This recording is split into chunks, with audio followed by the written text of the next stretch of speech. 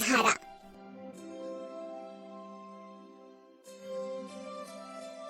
एक बार एक लकड़हारा नदी के किनारे अपनी कुल्हाड़ी से पेड़ की लकड़ियां काट रहा था कि तभी अचानक उसकी कुल्हाड़ी हाथ से छूटकर नीचे गहरी नदी में जा गिरी। लकड़हारे के पास केवल वही एक लोहे की कुल्हाड़ी थी जिससे वह अपने परिवार का पालन पोषण करता था।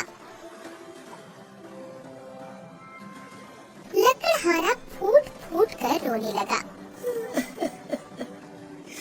हे भगवान, अब क्या होगा?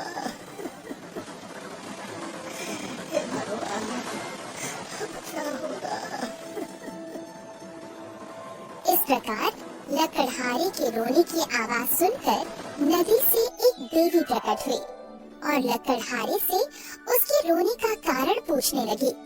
लकड़हारे ने अपनी आप बीती उस देवी को कह सुनाई। लकड़हारे की बातें सुनकर देवी को उस पर दया आ गई और वो उसे उसकी कुल्हाड़ी ढूंढ कर लाने का आश्वासन देकर नदी में गई।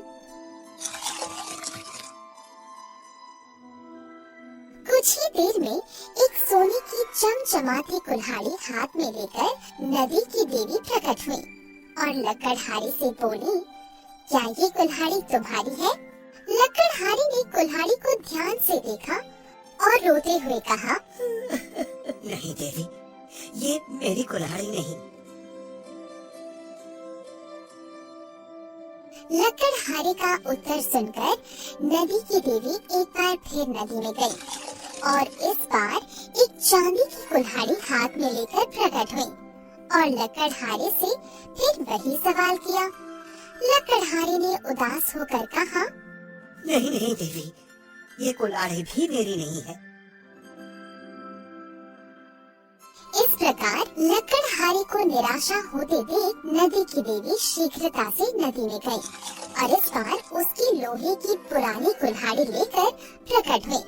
लकड़हारे ने अपनी पुरानी कुल्हाड़ी तुरंत पहचान ली और प्रसन्न होकर बोला, हे देवी, आपका बहुत बहुत धन्यवाद।